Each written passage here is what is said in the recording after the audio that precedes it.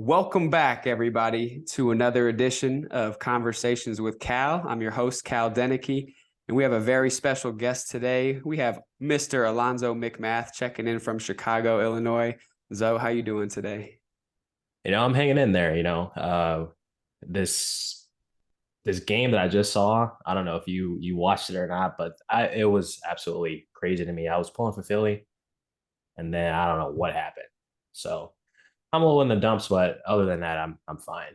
Yeah, I checked out a bit of it, and midway through the third quarter, I needed to go. I couldn't watch Yeah. it anymore. So They got ugly. I want to get right into it because you and I met in 2014 at Illinois State University. And I remember vividly meeting you at the ISU Rec Center.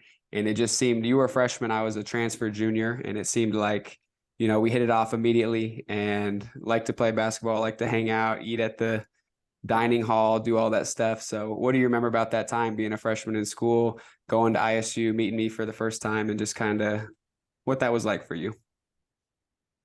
You know what?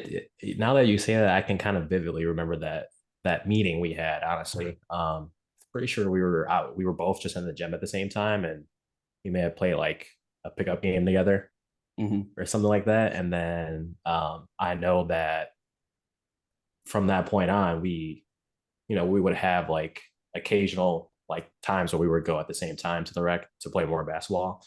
I know I did a lot of that freshman year. Freshman year, I was in the rec a lot, so I do remember that. And freshman year was a time where you kind of feel it out, find out who you are in a way. It's a new experience for you in a way, especially for me because it was away from home per se, even though it was only 2 hours away basically. But um, yeah, I can remember that day very vividly. You and those red shoes you had for the You remember longest those? time. Yeah, you had those things for the longest time. I'll never forget those shoes, man. I'm glad you remember those because those I threw those away probably 3 years ago, but they were my babies. So Yes. I wanna jump in because you talked about being 2 hours away from home. So you're from Chicago, and I want you to talk a little bit about growing up in Chicago. I know you made a move around sixth grade out to the hmm suburbs of Chicago. So if you could just kind of touch on what life was like in your childhood and then making that move and just kind of what you remember about the times back in the day. Okay. Well, where do I start? Let me see. Because I was pretty much on the south side most of the time. Actually, no, for the majority of the time I was growing up, it was pretty much south side, I'd say. So, like Ashland and then we lived on Marshfield, but it was honestly, when you're young, you're just kind of living life. You don't have like a care in the world really. Mhm. And so a lot of the times I was just going to school, coming home and doing what the average kid would do is either watching after school shows, some of your favorite shows on Cartoon Network or Nickelodeon or Disney Channel, you pick whichever one you liked. Um, but I will say it was a transition when I did end up moving. It was actually kind of um, what's the best way to put that? It was I guess it was an interesting experience because my cousins moved first, so they actually lived right across the street from me. They moved to a city called Countryside, or a town, you should say, and they were out there probably like I don't know 4 or 5 years before I would say. But I would go out there and visit them in the summers, and I actually spent like a majority of my summers out there with them. And that's where we went to a park at the name of this elementary school called Ideal Elementary. That's where I ended up actually going for sixth grade. And we, for the summers, when I say we were at that park every day, and we were there every day. We had this game that we called air tag that we would play, which is basically like cherry cherry, but with your eyes open. I don't know if you're familiar with that game. You know what that I'm not. is? No, we didn't have that Oh, downstate. okay. So cherry cherry is like tag on like a park, but the person who's it like has their eyes closed. Mhm. And at any time they think that someone's like touching the ground, so like I don't know what the wood chips basically is what we used to Yeah. call them, the wood chips. You would say cherry cherry, and then if someone was actually on the wood chips, then they would be the person that would be it. But air tag was just the equivalent to that, but the person that was it, had their eyes open. And so it's funny because that type of game actually prepared us for like our field days at school. So like broad jump or long jump and stuff like that. We would literally be like jumping from different obstacles in the gym, or not the gym, but on the park. Mhm. And that kind of transitioned over to our field days in a way. And you know what? I didn't have those days when I lived in the city.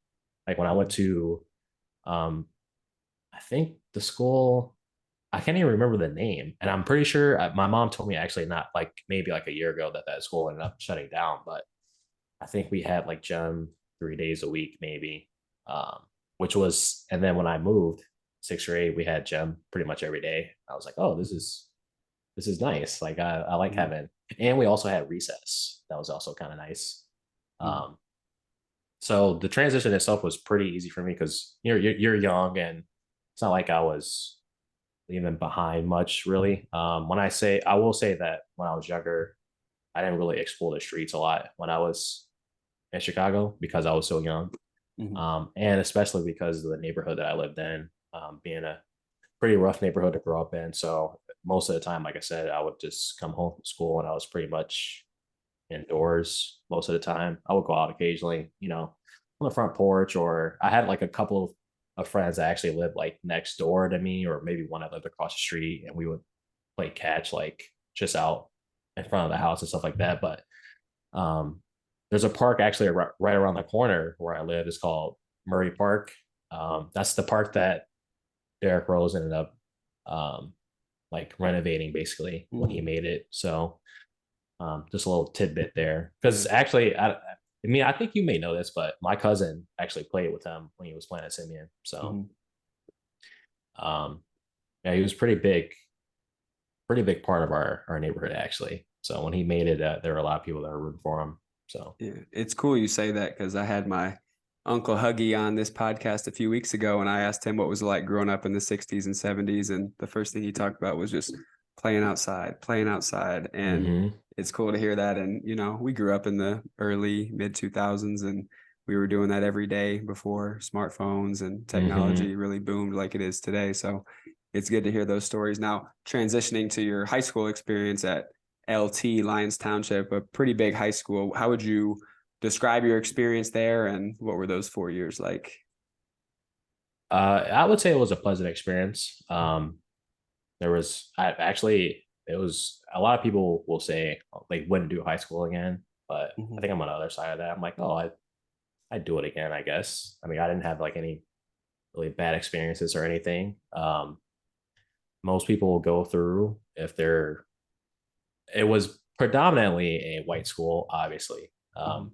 being on where it's located, but for the most part, I felt pretty included. We had what was called group. And so that was basically like a free period where for us, it was a lot of the other black students. And we would just have like a period where we would go sit in with like she was like pretty much like a counselor at the time. And we would just kind of like talk about school, or maybe even unrelated school things, stuff like that.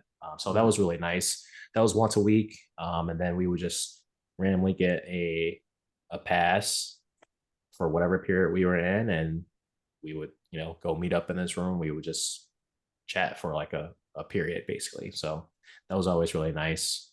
And I actually really appreciate that looking back on it, because you can kind of go through your 4 years at a school like that, and you look around and you don't see very many people that look like you. So Mhm. to have that connection with others who may be feeling the same way, or just a type of support system, that was really nice. But the school itself, I feel like definitely prepared me, for my future life and stuff like that. So I have no complaints. Yeah, it was smooth transition for me, honestly. Yeah, I remember vividly at ISU in the library one day. I think you were with me. Correct me if I'm wrong, but they had all the counties in Illinois up on this Yeah, the board, board. Yeah, I and they remember broke down this. the numbers by county. Cook County had over 5,000 kids at ISU. I looked at my county and there was like 16 kids Yeah. from McDonough County at ISU. And we looked at each other and we were like, oh, this is a little bit different. Yeah. It's funny you say that too, because a lot of the kids that ended up going to ISU from my high school, some of them would joke and say, "Oh, it's LT 2.0." Mhm. And it felt like that actually too, because I would be just randomly walking around on campus, and then I just walk by someone that I went to high school with. I was like, "Oh, it's nice to see you again." Like that's how it felt basically. I'm pretty sure when I graduated, I think there were maybe something close to like somewhere in between like 60 to 80 kids that ended up going to ISU from my high school. So Mhm. yeah, it kind of felt like that. And I noticed that on my first weekend at ISU, just walking around the campus and everywhere I went, people were, oh, you go here? Like all these kids from Naperville running into each other. I'm Uh-huh. like the only kid from my high school there, like, hey guys. Right. Uh-huh. And it was interesting to see. I learned so much about the Chicagoland suburbs and just Chicago in Hmm. general, going to ISU with so much of the population coming down to Bloomington and doing their 4 years there, which was Hmm. fascinating for me coming from a smaller area. And so I kind of wanted to talk to you next about your experience at ISU. I know we made our memories on the basketball court together and hanging out and doing that stuff, but is there any memories from ISU? Or I know you spent what, about 7 years of your life there, and we just talked the other day about how that was Hmm. a chapter in your life, going to school there and then staying a few years after to work. So coming from Chicago down to Bloomington Normal, which to me feels like a Chicagoland suburb just plopped in the middle of the state. But Yeah. what can you Uh-huh. tell me about your experience at ISU and what you learned from being there for that long? I would say the experience was very wholesome, I'd just say. I think I learned a lot. It went through some things that helped me grow, stuff like that. So that was really nice. College kind of does that for you. I know a lot of people say it's not for everyone, and that's true.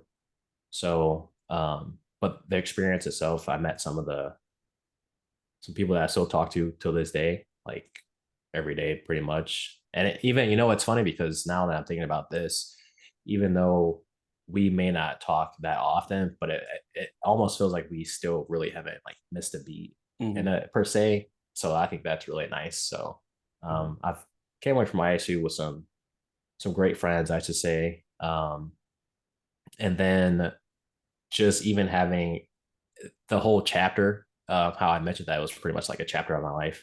Mm-hmm. It's kind of crazy to think about. You 7 years there because I worked there like 2 years basically, Wow. even through like the pandemic and stuff like that. So after a while, it just being from like where I was from, like more a place where there was more like foot traffic and like things to do, and Yeah. being more accessible to an actual like city, a big city. I definitely missed that after 7 years. Like after seventh year, I'm like, all right, I think I'm ready to go now. So that was pretty much what I took from it. As far as like a memory, I don't know. I don't really have any. I'm more so of a, oh, if a person like brings up something like, oh, do you remember this? I'll probably remember it, but it's Yeah. something like for me to like bring up something. There's just so many of those to bring up. Yeah. I wanted to jump in real quick because you said you had that feeling after 7 years, like it's time to go. It's time to Yeah, make a move. And you and I were sitting in meatheads in normal. And I remember telling you, like, hey, man, I think I'm ready to go to Florida. I think I'm ready to do this thing. And yeah, I'll never forget that night. We just had that conversation.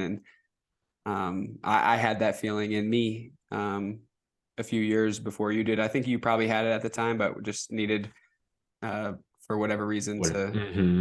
wait a little bit longer. But yeah, it's that feeling you get, and you can share that on with anyone. If you feel something in your gut that's telling you to go or do something or take that job or whatever it might be, ask that girl out, then just go for it. And I think you and I are both kind of in that similar boat where we both felt, all right, it's time to move on from Bloomington Normal and go try Hmm. something new and different.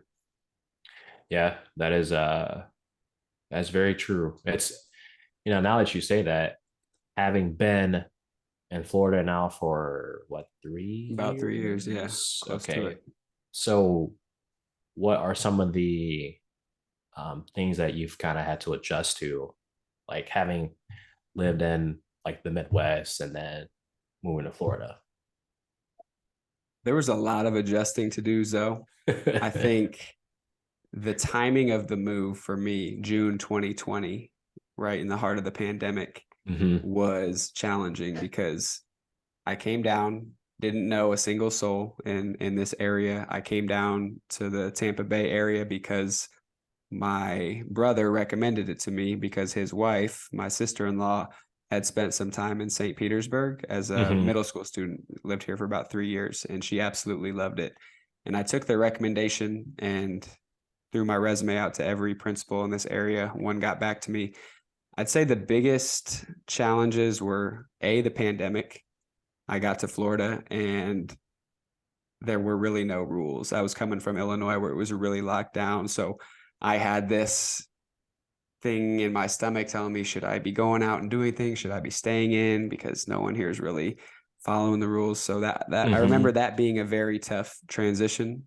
And also just meeting people. I love to connect with people, as you know, but it was a little bit more difficult than I thought it would be. Hmm. I mean, I had so many good connections at school in Bloomington, and it takes time to build those. I mean, you and I were hanging out at 18, 19, 20 years old and in those formative years. And now I'm 25, 26, trying to make those same friendships. And it's just harder at this point in life. I think everyone could agree with that. The older you get, the harder it is to connect with true friends. So I Hmm. think finding those friends took a little bit longer for me than I originally thought. Being away from home and family wasn't as much of an obstacle as I thought it might be, just Hmm. because my brother was 4.5 hours away up in Tallahassee. I could see him on 3-day weekends and such.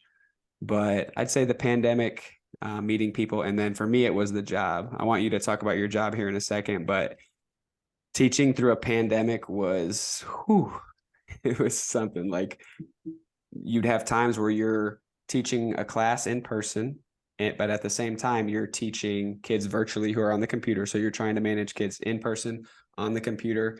Kids got to go to the bathroom. This kid's getting a detention. I got the office calling me for it. It's just a lot to Hmm. process. And I went from teaching history in Illinois to math in And Florida, and math hmm. just brings a lot more challenges. There's a lot more. Yeah.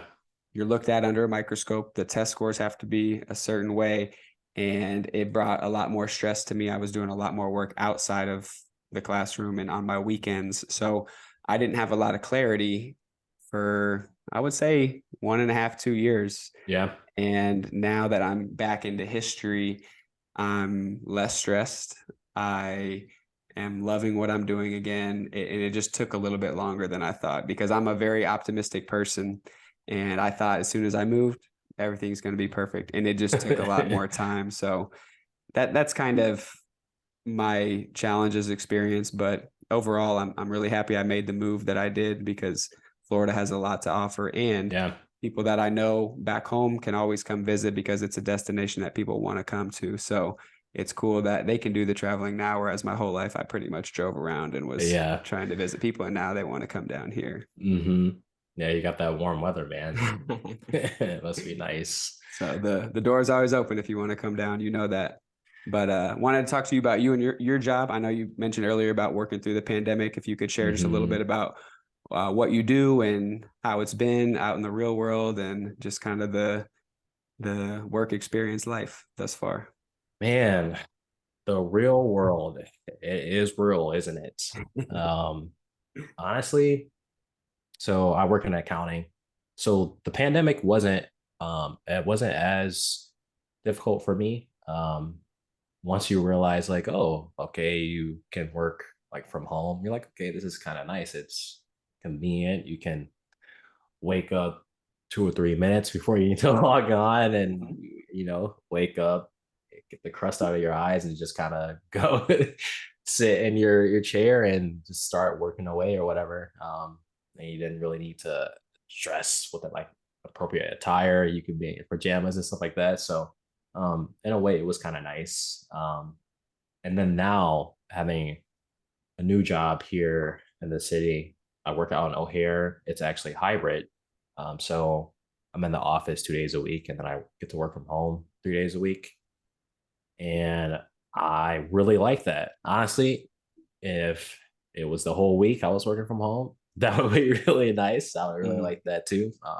But I don't really mind the 2 days. It's whatever. I think a lot of jobs are looking to transition back to being in the office. And so mine is kind of they've like slowly been looking at what the world is kind of doing and kind of doing it based off of that. So we have actually we're going to be 3 days from home and 2 days in office for the rest of the year.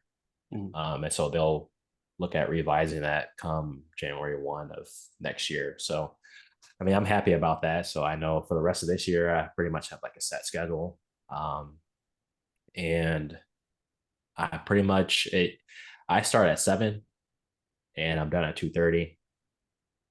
And it's nice. I will say I think I've found a job that really works for me, for my life right now, exactly. As far as being able to have like a work-life balance, I think that's really nice. The real world is it's gonna throw you some curveballs. And honestly, I can't say I'm hitting all of them. I'm just gonna tell you that right now. A swing and And a miss, shit, you still remember that? That's crazy. I think I said always that. and forever. Yeah, I said that in like the '04 T-Mac group chat, I think, or something, right? Yeah, Yeah, I remember that meme. That's funny you say that. But yeah, it's life is life, and really, just taking it one day at a time for the most part. That's really all you can do. So, I mean, I'm still alive. I'm healthy. I can't complain, really. that's good to hear, man. I love that. Yeah.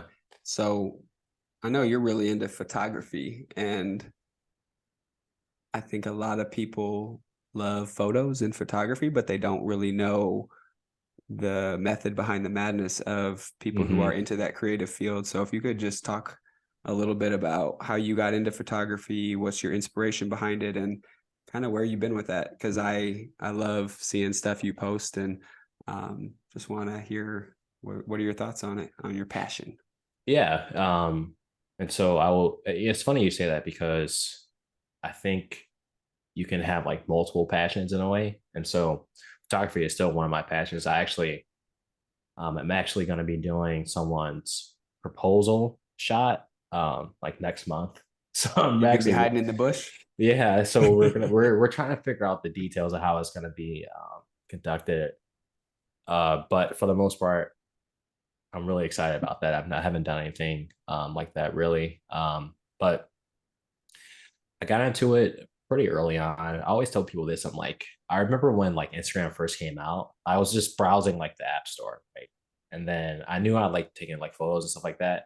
And I would say like I was probably one of the first, I would say like 300,000 users on Mhm. Instagram, right? Okay. And so like I downloaded it. I was like, oh, like, this is kind of nice or whatever. And I would just take pictures here and there.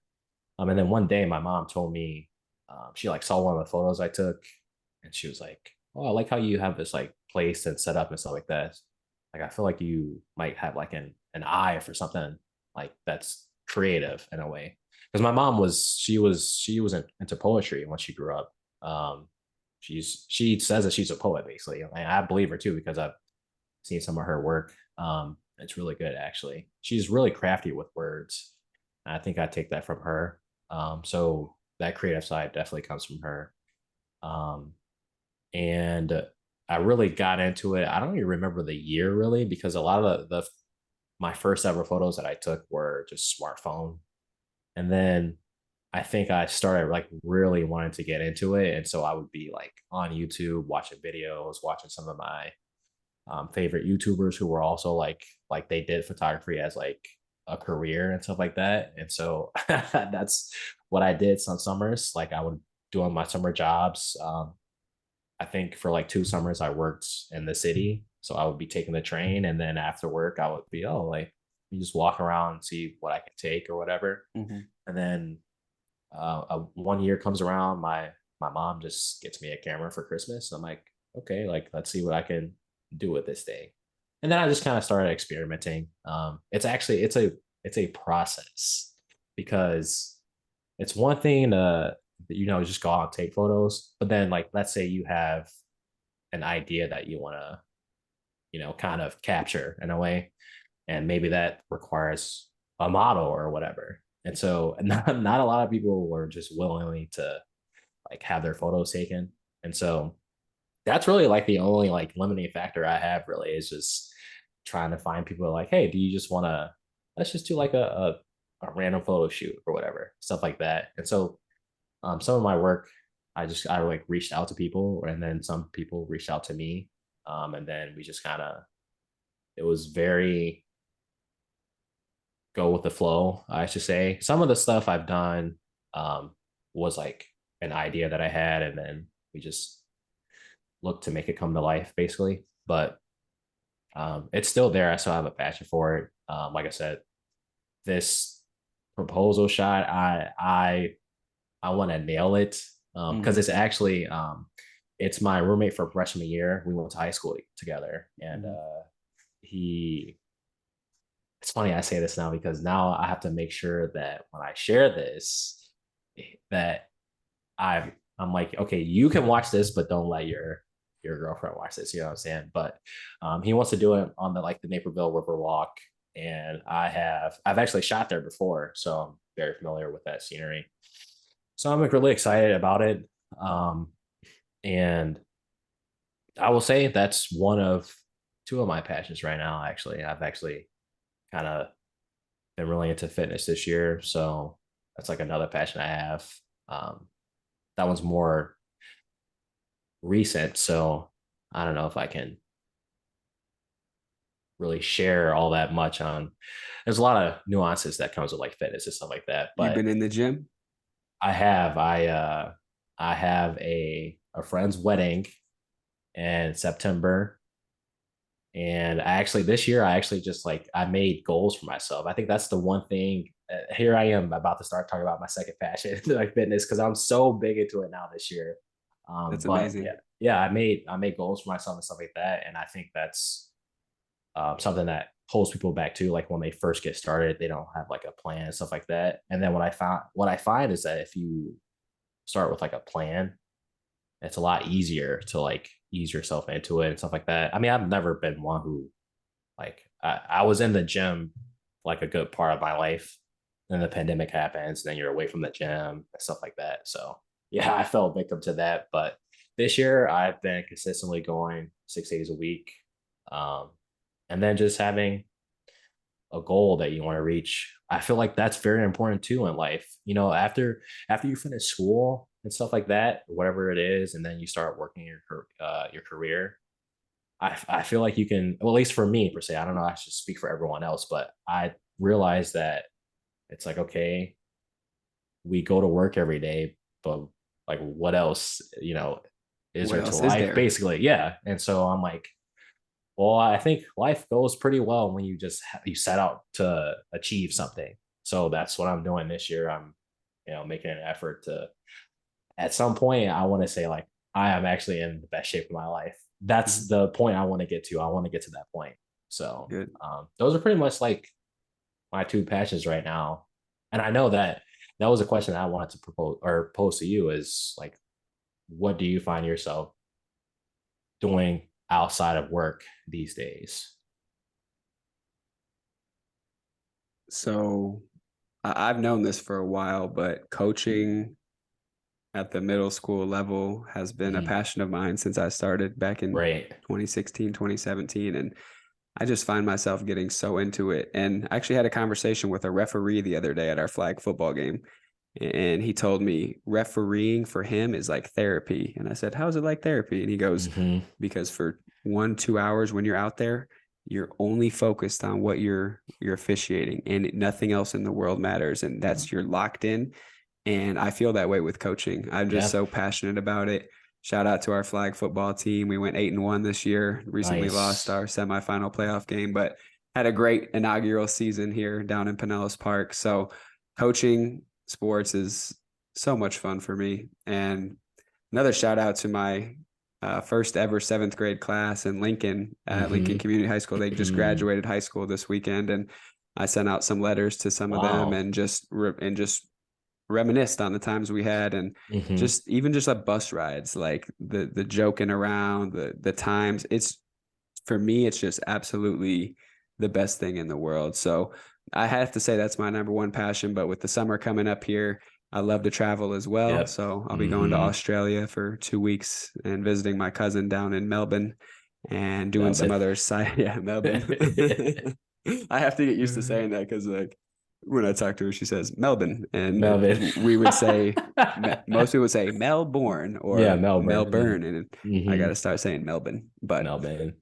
just doing traveling this summer. We're gonna wrap things up here on this call, but to travel for me is so much fun to explore new places and to do it with people that I really care about, like my cousin, Mm-hmm. my family, um, anyone that I see along the way. I just want to keep making those connections. So, Zoe, it's been a pleasure, and I really enjoyed catching up with you. And hopefully, some people from ISU and beyond can see this and hopefully learn something. So, I just want to say thank you for coming on, and hope you do well. And good luck with that proposal shot, man. Thanks, man. It was nice catching up with you, man. All right. All right.